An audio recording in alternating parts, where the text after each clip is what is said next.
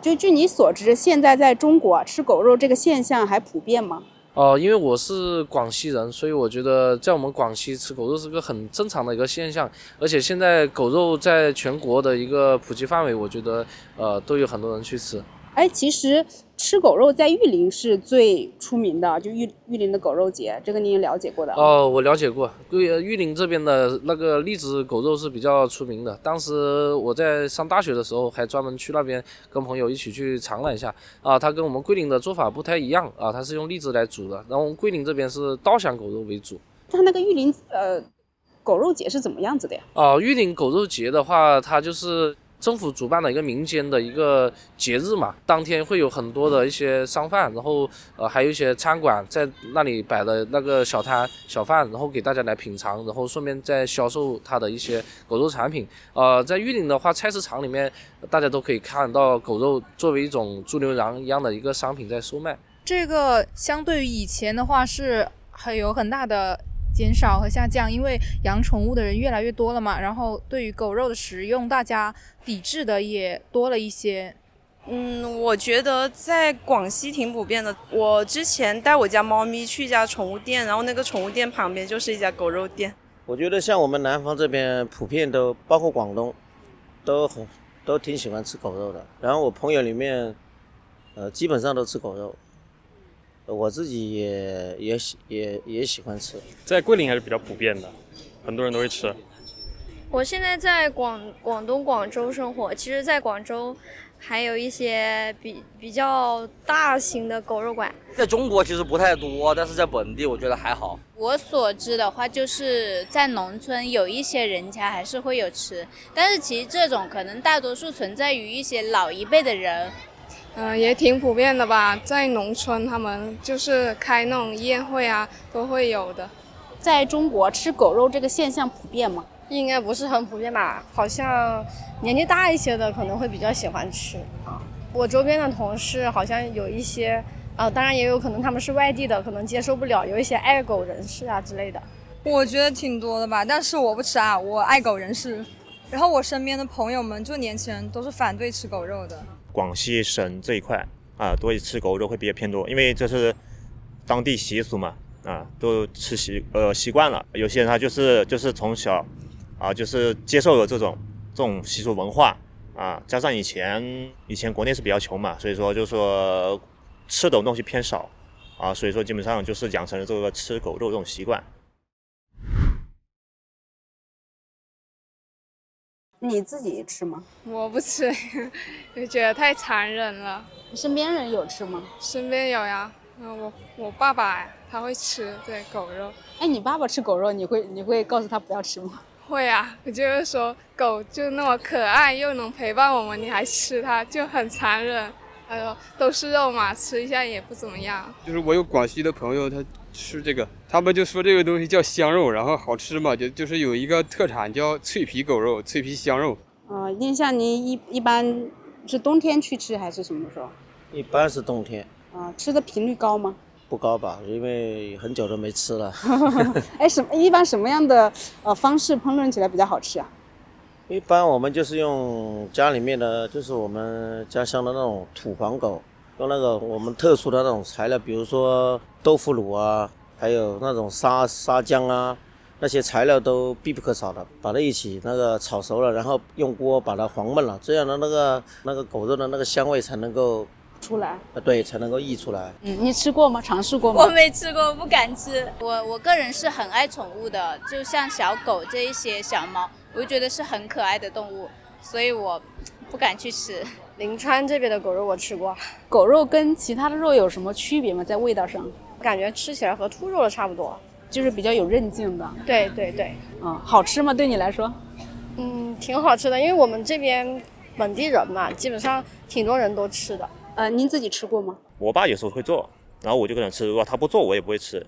身边的吃的人多吗？有吃也有不吃的，有养狗的嘛，因为他养狗，所以说他不喜欢去吃这种狗。这个看情况，就是如果在餐桌上有的话我会吃，但是自己不会特意的去买。觉得狗肉跟其他的肉的味道有什么区别吗？其实是有蛮大的区别的。狗肉有一种腥但又不是很腥的味道，就是一种很特殊的味道。而且我们老家那边的人会用狗的胆汁来做酒，就滴到一些酒里面，然后喝那个狗胆酒。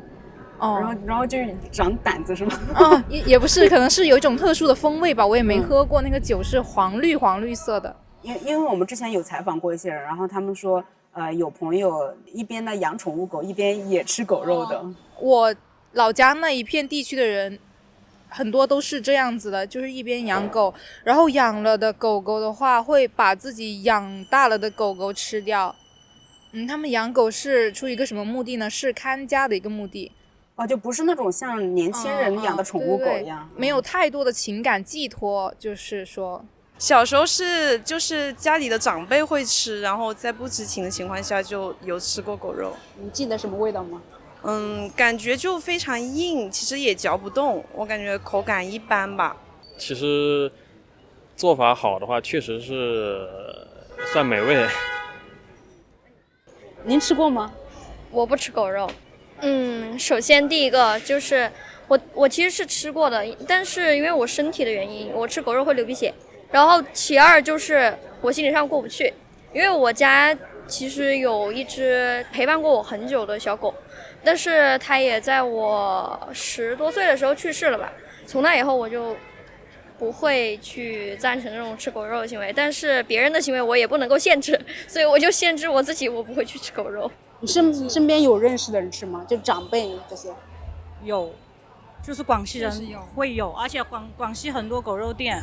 其实广西就是你吃狗肉，然后会很多偷狗的，可能有些狗会有比较应激，广西的狗产业链。对，然后我去其他的城市，好像就比较狗狗都比较自由，然后大家也不会觉得好像牵着狗就说啊有狗，然后对小孩子这样就避开这样子。你说的应激是指狗它也知道人会去伤害它可能就比较对人比较就是不友好。对，不友好也会。对，我原来以为好像中国都是比较对狗比较不好，但是后来我出了广西，我发现好像只有广西特别的不好。确实，我之前在路上骑电动车就看到，就是那些被扒了皮的狗就这样，真的好残忍。我当时说那是什么啊？一看啊，好恐怖，就经常能看到运狗的。您自己个人吃吗？我吃的。您吃是因为什么呢？因为我觉得狗肉就和猪牛羊肉一样，我觉得它味道比较特殊，比较好嘛。因为可能我作为一个广西人来讲，比较喜欢吃这么一个稻香的一个狗肉。再偏南方点，玉林那边喜欢可能吃砂锅狗肉，我觉得都还挺好吃的。那你知道就是吃狗肉这个习俗是怎么开始的吗？这个我倒还不太清楚，但是我觉得像我们中国来讲，古代牛羊可能一般的老百姓吃不了啊，所以说我觉得可能他就会去找一些我们相应的一些能找得到的蛋白质来补充，所以说我个人感觉应该是从这个时候开始古人就发展了吃狗肉的一个习惯。一般就是人们吃狗肉是因为什么呢？是好吃呢，还是什么？吃是因为觉得它补身体吧，可能是，或者是说他的家人都吃，他就跟着吃。你刚刚说补身体啊，就是根据我们的这个传统中医的说法，狗肉能补哪方面呢？就是补身体里的阳气，对男性会好一些。我在网上查的，就是说狗肉的一些好处嘛，就是说增强人的体魄啊，提高消化能力，促进血液循环啊，甚至还有说对男性有这个改善性功能的这个好处啊，你有听说过吗？肯定听说过，但其实在中国很多东西都可以套以这种的效果啊。那你觉得有一些比如说男性嘛，他们吃狗肉是奔着好吃呢，还是奔着这些目的这些好处？我觉得只是奔着好吃而已。我觉得是一个传统吧。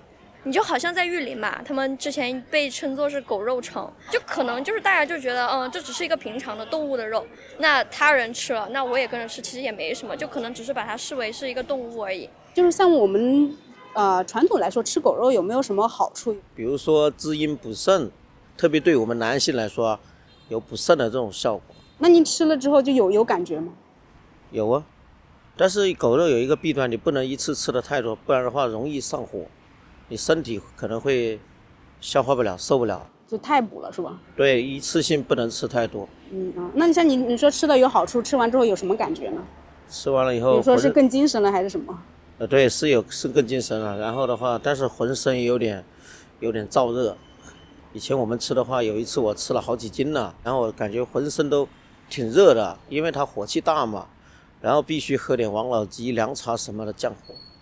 确实吃狗肉的话，他们会说冬天吃就是比较滋补，有这个功效。但是我自己吃的话是没有什么感觉的，因为狗肉一般都是拿干锅的，有些人就会觉得那个味道比较香，然后有嚼劲。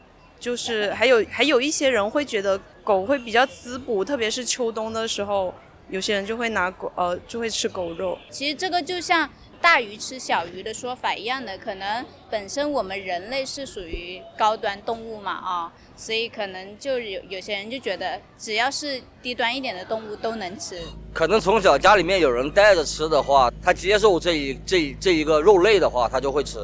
但如果可能小时候没有人带，然后身边的人也没有吃的话，那他对这一块他可能就没有说想要去吃的冲动。对。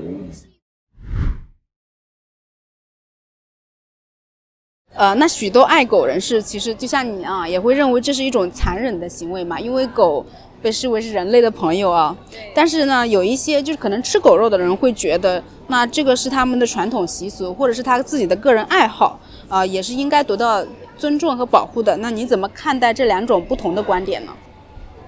我觉得就是像吃动物这些，你合法吃，我觉得没问题，因为每个人观念不一样。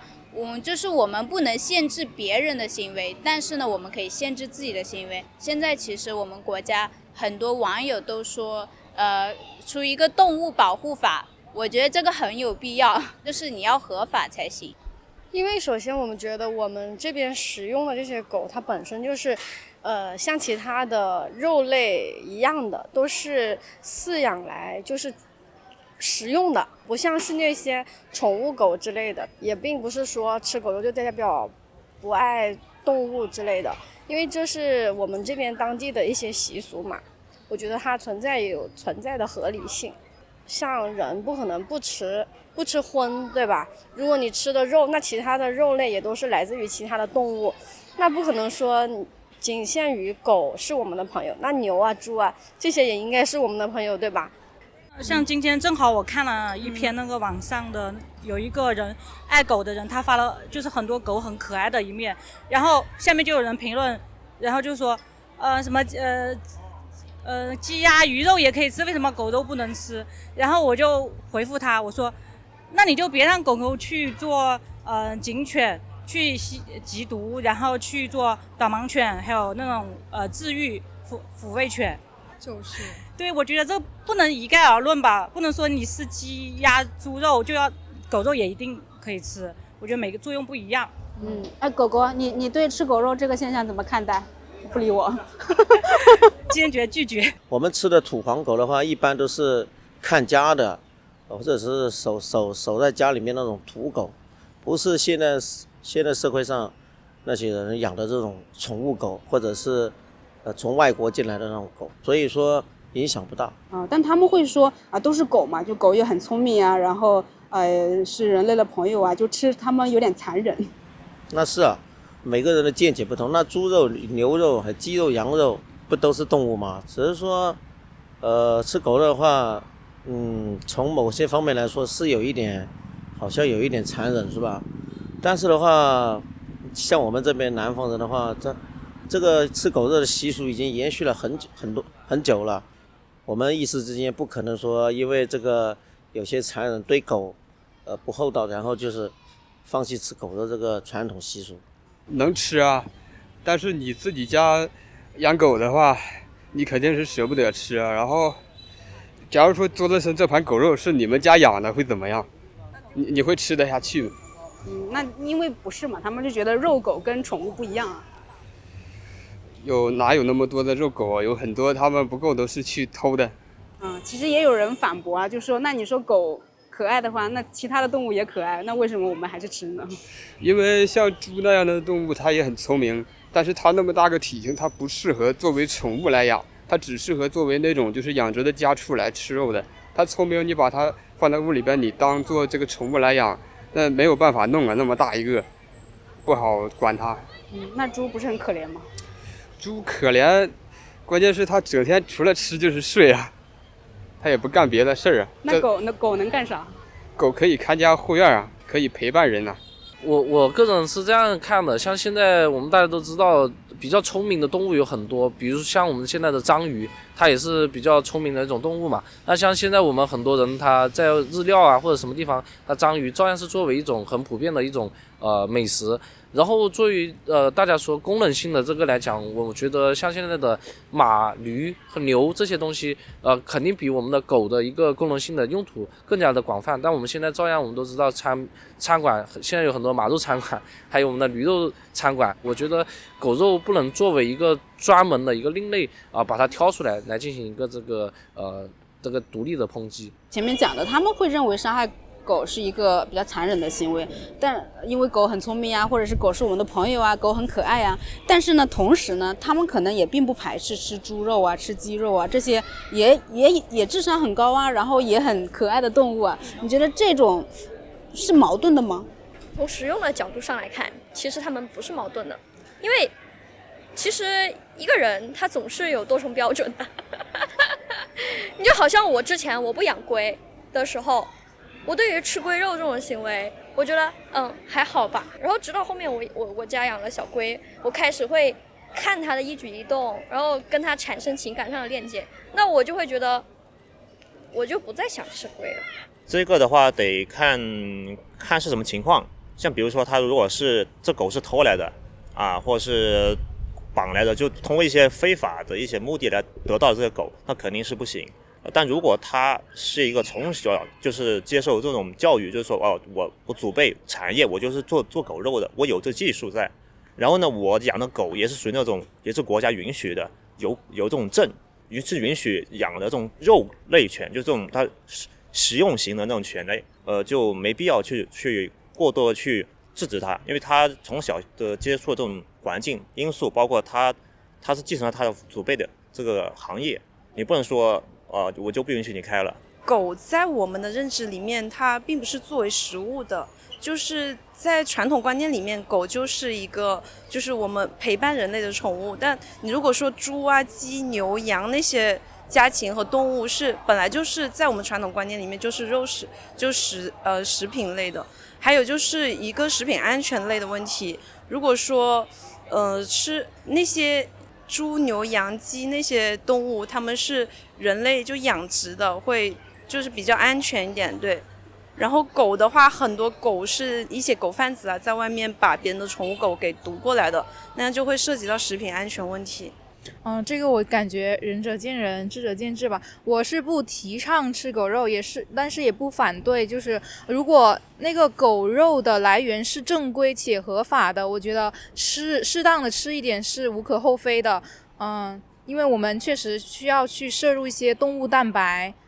其实吃狗肉跟吃牛肉、羊肉这些，其实客观的来看，它们都是动物，对不对？其实差别不是很大，只是因为狗狗可能是我们与人类的交往比较密切一点，所以人们会对狗狗有一种特殊的感情。但是有一些人他就喜欢吃这个，那也没有办法，就适度吧，就有一个度。就是我觉得只要不是为了个人的一种变态的心理去虐杀这些动物的话，我觉得适当的取食是可以的。其实我们的观众大部分都是外国人啊，正在学中文的。然后像他们尤其是西方国家人，他们都有养狗的行为。那狗其实在他们眼中就是家庭的一份子嘛。对。然后当他们听说中国人可能还有一些其他的国家也有吃狗肉的这个习俗的时候呢，他们觉得很震惊，甚至觉得这个是一种不道德的行为。你怎么看呢？像外国一些这种，比如说欧洲吃蜗牛，像这种我也接受不了。因为每个地方有每个地方习俗，你不能拿你当地的觉得你不对的地方，你去要求外国人怎么样？因为每个地方的文化不一样。像比如说那个日本捕杀鲸鱼，像这个就很残忍，但他们本地就觉得没事儿，因为形成一种很成熟的一个产业链了。但我们在我们看来确实很残忍。我是觉得只要不干违法的勾当，只要你的来源取得到，那狗肉它是合法的，那就没问题。我想说的是，就是每一个国家、每一个地方的饮食文化都不一样。就好像国外比较流行的火鸡，对吧？那好像我们中国来讲，火鸡可能在我们平常的老百姓的餐桌当中是比较少见的啊，在国外可能是专门圣诞节或者什么时候是作为一种主食来吃。我觉得是每一个国家和每一个地区的文化差异有所不同，所以导致的一些误解和偏见吧。在中国吃狗肉这个习俗有争议吗？我觉得在中国的话，现在有很多网上说的一些所谓的爱狗人士会有一些想法，我觉得这些想法都是一些个人的一些想法因为作为一些养宠物，比如说养了一条狗，养了几十年，它肯定它有感情了，对吧？但是这种狗的话，我们也不建议大家去抓这些狗来吃，所以说我们吃的也是菜市场里面的一些售卖的狗肉，我觉得这个还是有一定的一个个人色彩在里面。在网上你有没有听到过什么特别极端的爱狗人士的一些行为？我听过一些人说，那个就是还有一些去放生的嘛，就是去买了很多狗，然后去放生，最后好像放到一个水库里面，是吧？然后那狗好像后面还没有生存，然后后面就死亡了。我觉得我们大家可以去爱狗但是没必要去做一些极端的一些事情。然后我们吃狗肉跟爱狗其实没有一定的冲突，因为我们也不可能去抓他们家养的狗来进行一些食用，我们肯定是去一些正规的渠道、正规的餐厅去进行一个食用我觉得这个还是要互相尊重、互相理解。就比如说那个拦车这种遇那种狗嘛，它那个去大街上去拦，然后导致那个交通拥堵，包括那个出一些车祸都有或者一些那种去殴打那些杀狗卖狗那些人。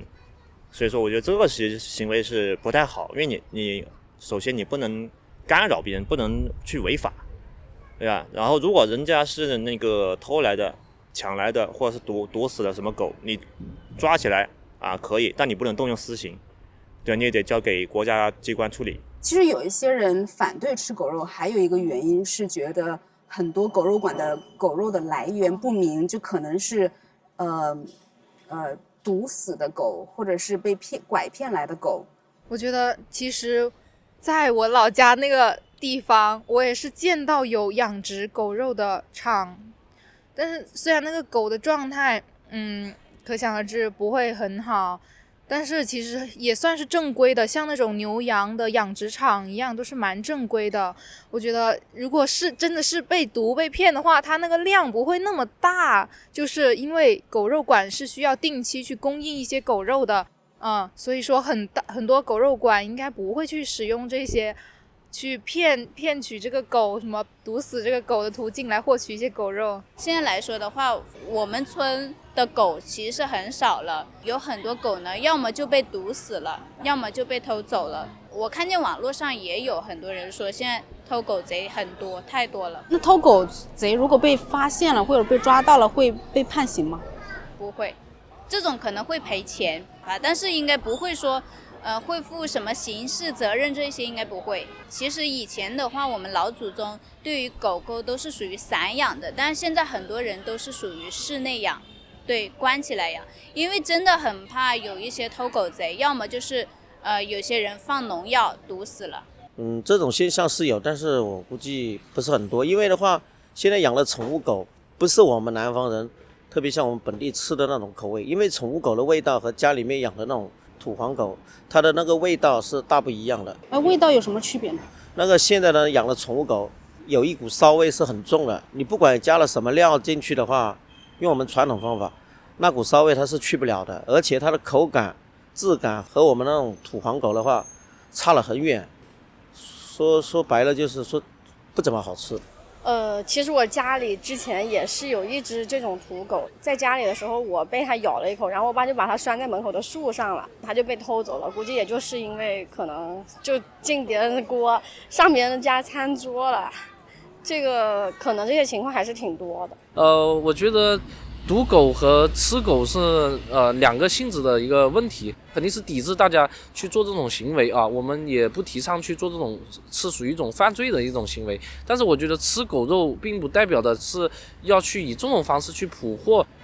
玉林那边包括广东这边都有一些养殖的一些狗肉是专门作为一些进入市场来卖。就是像你平常也平常经常去吃狗肉的话，会不会担心就是说吃到那种不健康的，比如说像刚刚说的被毒死的？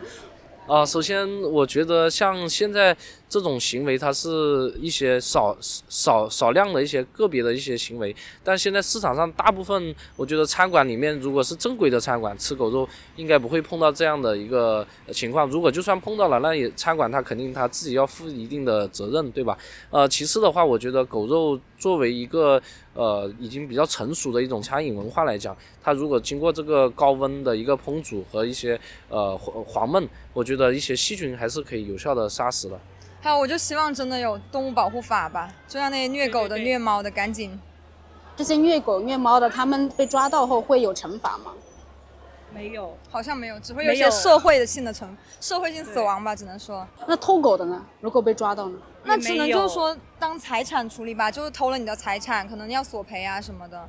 但确实没有说是因为你侵犯了动物的权益，它就怎么样，你是侵犯了它主人他的财产权益，只能这样说。对，而且可能是他的狗狗如果不见了，你去报警肯定是没用的。你自己找到了狗狗，然后就是对方不承认，然后这个情况报警，可能警察才会处理。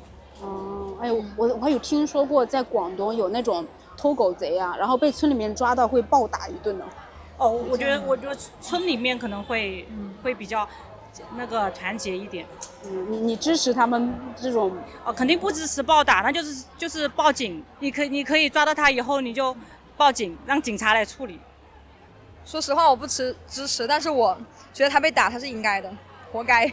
一般偷了狗的人就被抓到了，他们会怎么处理啊？看地方，一般这种事情都在村里嘛，因为那个狗是散养的，他们如果被抓到的话，那可能就被一个村子人抓到之后，他们就会要求赔偿，或者把你打一顿。对，打一顿。但是如果你是独居，你和旁边人不怎么熟的话，你抓到他你也没办法，报警了可能他要对你的狗进行那个价值的评估才能定罪。如果是你家的狗狗，中间被一些不太合法的机构，然后定性为原本应该是价值超过了那个应该定罪的价格，但是它却定罪为低于那个应该被定罪的价格的时候，那个时候可能警察就没有办法去把那个毒狗的那个人就是进行绳之以法。绳之以法。对。所以这个也是为什么越来越猖獗的这个原因。这也是确实有发生的一个案例啊，就在北京嘛，应该是在北京某一个别墅区内，他家有2只赛级边牧，赛级边牧是在他的庭院内很好的生活了，他并没有跑出去，然后他也并没有吠叫，结果呢，第2天就发现他的狗已经被毒死了。然后后面这个事情呢，他们去查了监控，发现是隔壁邻居所为，但是他想给他自己的狗狗追责，于是他就去报了警。报了警后，警察说他这2只赛级边牧的价钱仅只有2500，然后但是对于这种民事的财产的赔偿，需要到3000多元，好像才能够进行立案，所以最后就不了了之啦。您知道韩国也是吃狗的吧？好像听说过。但是他们前2年就立法说禁止吃狗了。真的吗？对。您觉得我们有可能会禁止吗？我觉得不会。吃狗肉这个的话，你就像吃羊肉一样的，它应该不会拿到国家的法律层面上去，因为这种的话属于地方的风味小吃，怎么可能去把一个地方的历史悠久的风味小吃把它给杜绝呢？不可能的，这是。我希望吧，因为感觉最近就是大学校园里面虐猫虐狗的人，好像有被开除的吧。之前有一个虐猫的，然后他在大学的时候虐猫，然后后来他出来，好像是说是要考公务员还是事业单位，然后就被爆出来他之前虐猫，然后就把他刷掉了。对。中国它是一个比较大的国家，它的不管是人口啊，还有各种民族啊，它的是很多多样性的。但是国家它应该是可以立法规范市场的。对。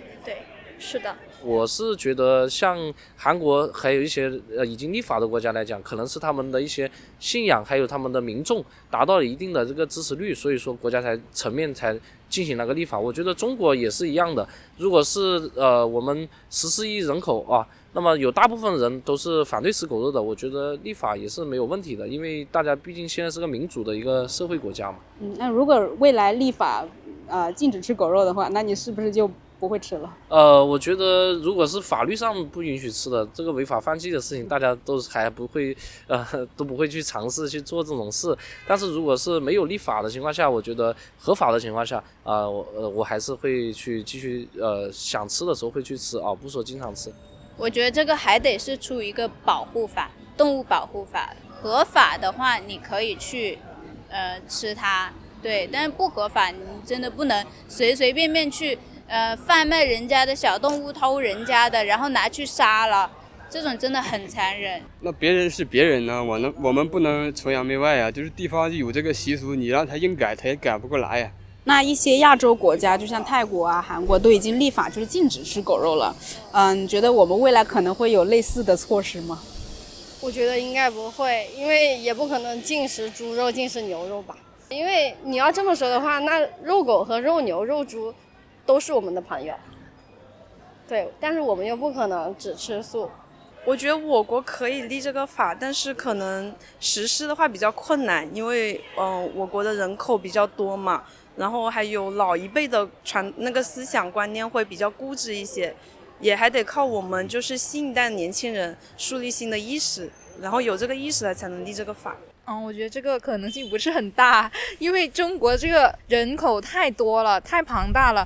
如果吃狗肉就是犯法的话，可能限制到很多人的那种利益了。而且其实狗肉在我们国家，就是狗狗养殖不算就是那种特别难，就是狗狗它也不是什么濒危物种，所以应该不会出台这样子的法律。